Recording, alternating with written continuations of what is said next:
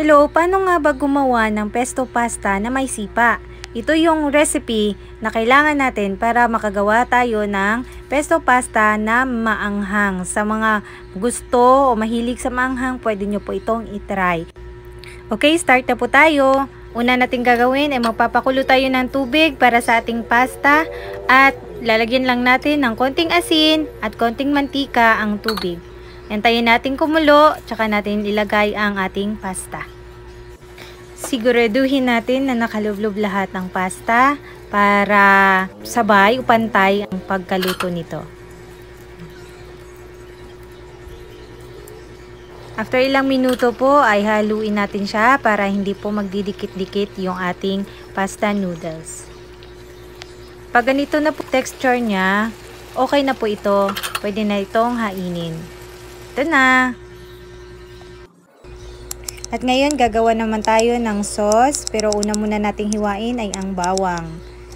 Gumamit ako ng 3 pirasong bawang at isang pirasong sibuyas, isang buong pirasong sibuyas. Pero depende po sa inyo kung gaano po kadaming sibuyas ang gagamitin nyo po tsaka bawang. Depende po sa inyo. Sa akin po, okay na po ito kadami.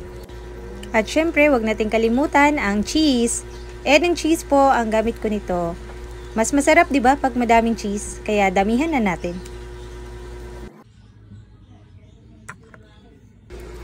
Okay po, start na po tayong magisa ng bawang.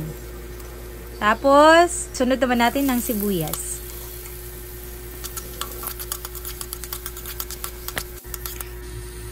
Ilagay na po natin ngayon ang ating tuna. 2 flavor po yung ginamit ko. Yung isa is flakes in oil. Ang isa naman is hot and spicy. Kasi gusto ko ng medyo maanghang-anghang.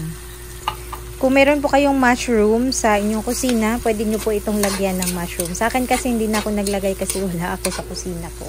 Ito lang yung available sa aking kusina. Ayan. Tapos naglagay din ako ng konting black pepper. Salamat nga po pala sa aking mga subscribers, patuloy pong nanonood ng aking videos. Thank you po sa inyong suporta. Sana po nasundan nyo po ang steps po kung paano magluto ng pesto para matry nyo din po sa inyong bahay. Masarap po pag maanghang kung hindi nyo pa po na-try. Kasi sa akin pag nagluluto ako ng pesto, maanghang talaga yung gusto namin. Kaya nilalagyan ko siya ng tuna na hot and spicy. Ayan, nalagay na po natin ang ating pesto. So, atin na lang po itong haluin. Alam nyo ba na meron ding ayaw kumain ng pesto dahil sa color nito? Pero, normal po ito kasi ang pesto ay color green talaga. Okay, ilagay na po natin ang ating cheese. Pagkatapos haluin, ay ilagay na din natin ang ating evap. Angel evap. Para dumami po yung sauce natin at creamy din po ito.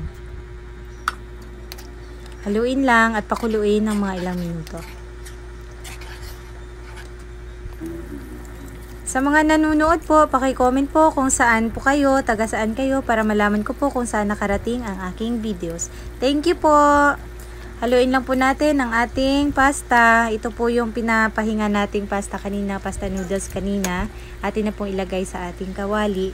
Kasama na ang ating sauce. Mas gusto ko yung hinahalo siya na andyan sa kawali kaysa nilalagay yung sauce sa lagayan na ng pasta. Kasi ito mas malasa kapag andyan pa sa kawali pag nilalagay natin ang ating pasta. Ayan. Pag okay na, pag nahalo na lahat, ay okay na. Ganito lang po ang pagluluto ng pasta. Napakasimple lang po. Pwede nyo pong itry sa inyong bahay. Okay, parang okay na. Masarap na. Nakakatakam. Okay na. Thank you. Ito na po ang ating pasta. Thank you po.